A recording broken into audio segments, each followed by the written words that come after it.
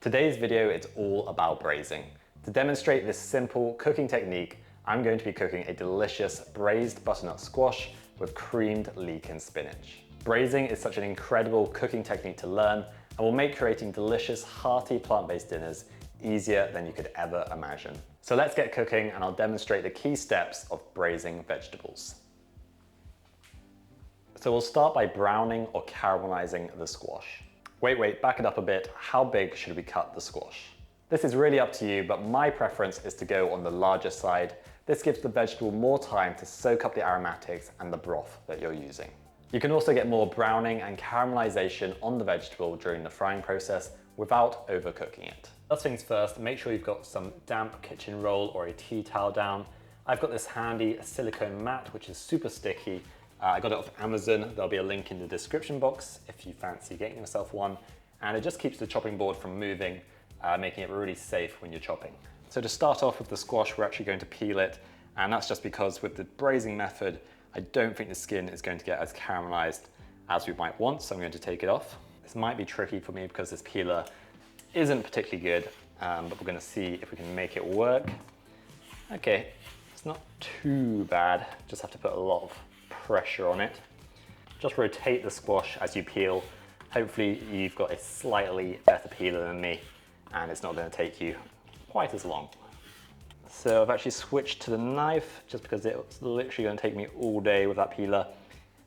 If you have got a good quality peeler, it'll be absolutely fine. Okay, so we're nearly there. Kind of felt like I was doing some sort of ice sculpting. Not that I've ever done that, but I think we've done a decent job with the knife here. We'll then just take each end off, trying to take off as little squash as possible. Literally just the thinnest sliver here. Then I'm going to remove the bottom part, which has the seeds in, from the long part, like so. And then we'll just cut this part in half and remove the seeds, which is really easy. Just get your spoon in there and scoop them out.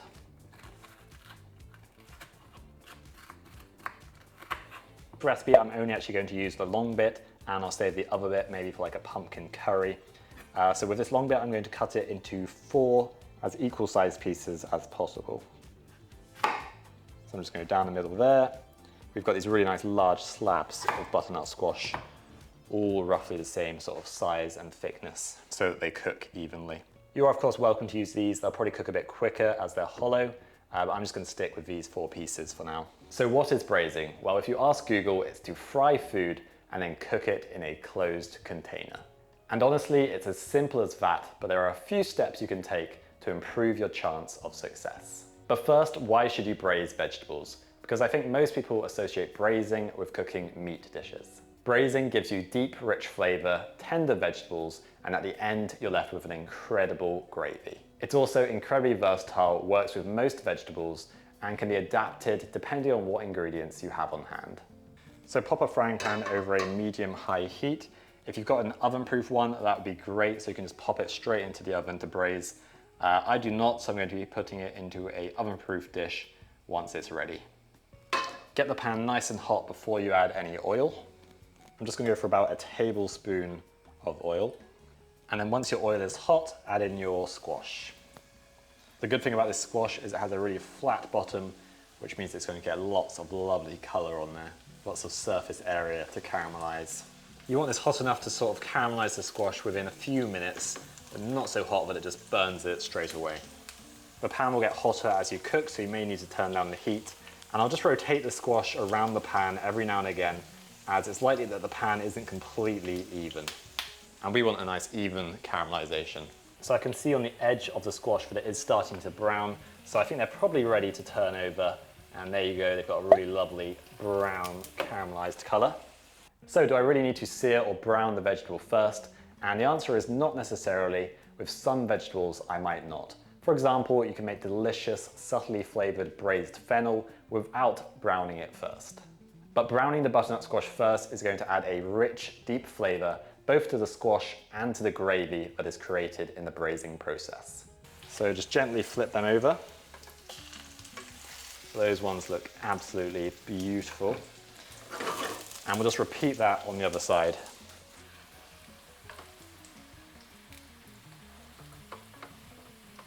And then once you're happy you've got good color on both sides of the squash, you can take them out onto a plate.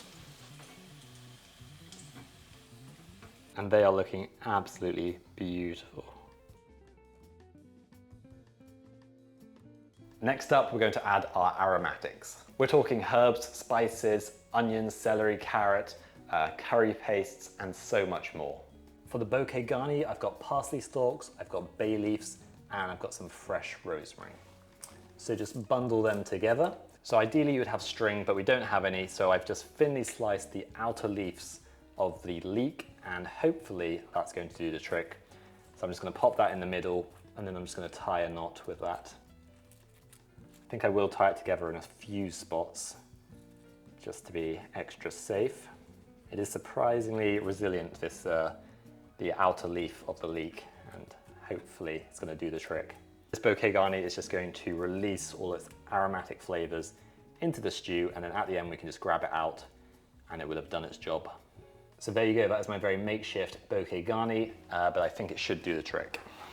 I want to keep this recipe fairly simple for demonstration, and because we're cooking the squash low and slow, it's got lots of time to develop a really lovely flavor without using too many aromatics. So I'm simply adding onion, celery, garlic, and a bouquet garni. So the squash is out, and we're going to add in our celery and our onion. Using the same pan means we'll get the flavor from caramelizing the squash. Also going to add in our garlic. And we won't need to cook this for long, honestly maybe 5 minutes at most, as it's going to be braised for a decent amount of time. And I'm just going to add a little pinch of salt to this. This is looking good, just got a little bit of color on the vegetables. I'm now going to add just a teaspoon of tomato puree, maybe a teaspoon and a half, and 1 teaspoon of whole grain mustard.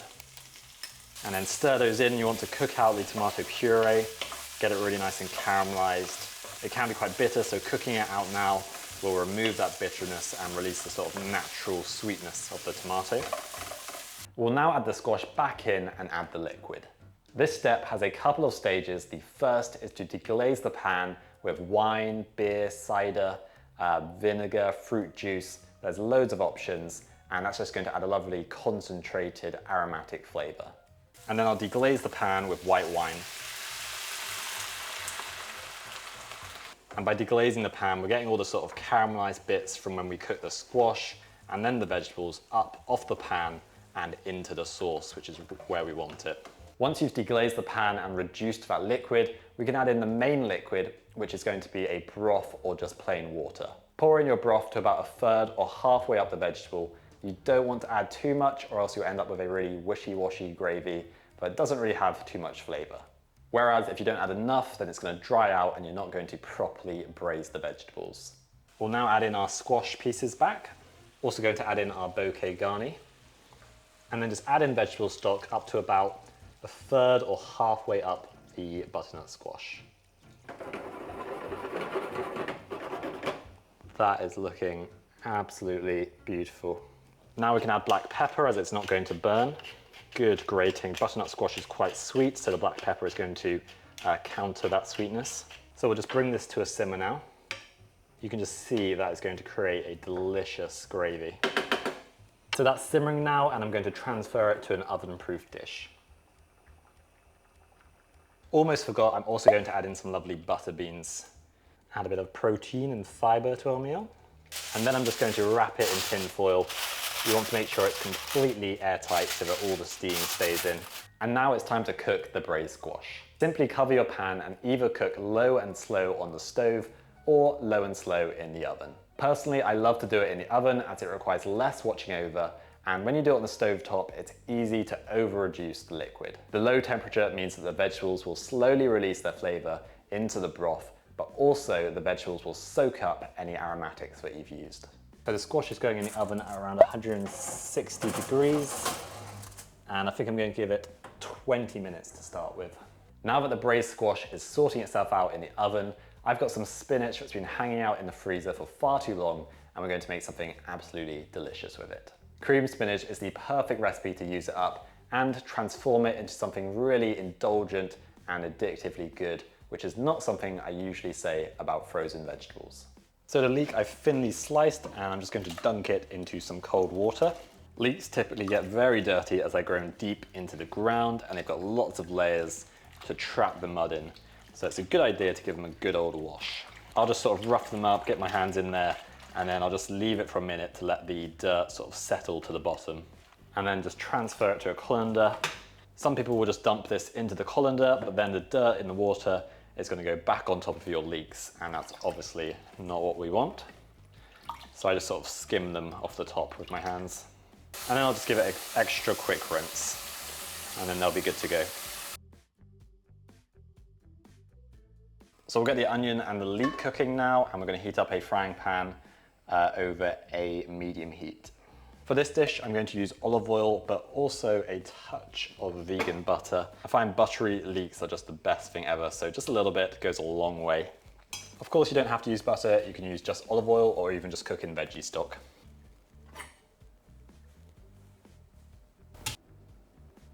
And then once that's sizzling, we're going to add in our leeks and our onions.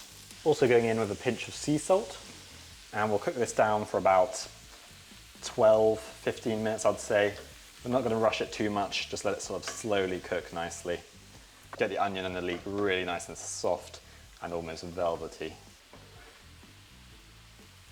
I'm going to add some seasonings while this cooks, including some dried thyme. Also a good grating of nutmeg, which goes really well with leeks and also creamy dishes, which this is of course one. A solid grating of black pepper going in. So the leek and onion is now lovely and soft. So we're going to add in our frozen spinach. Well, defrosted spinach now. So the frozen spinach is now defrosted, and we're just going to squeeze it as dry as possible.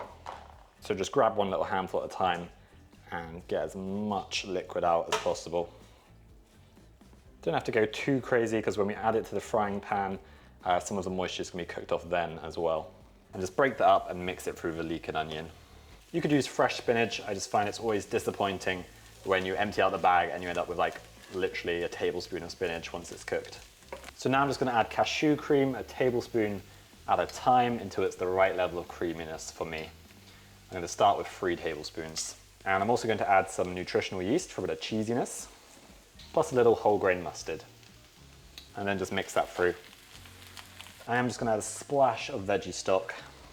So that's looking nice. I think it could go for a couple more tablespoons of cashew cream. This is going to be really delicious with that squash.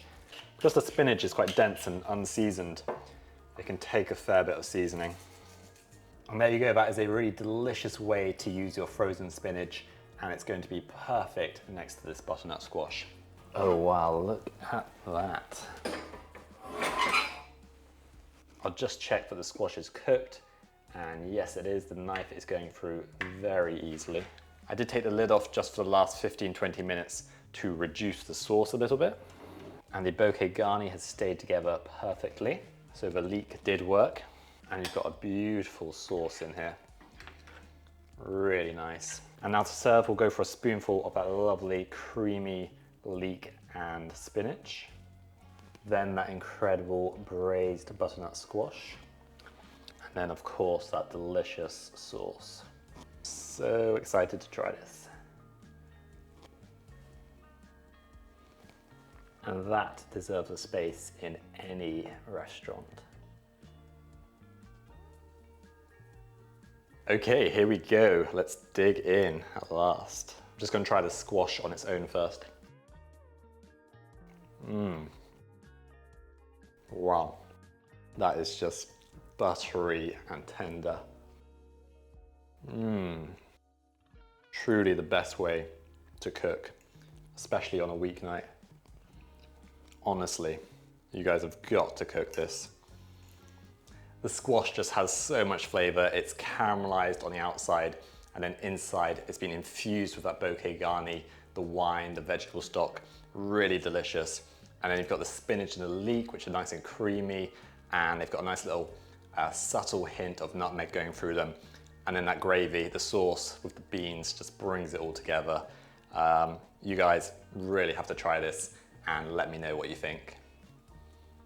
Thank you so much for watching. If you're looking for some more plant-based cooking inspiration, check out this video.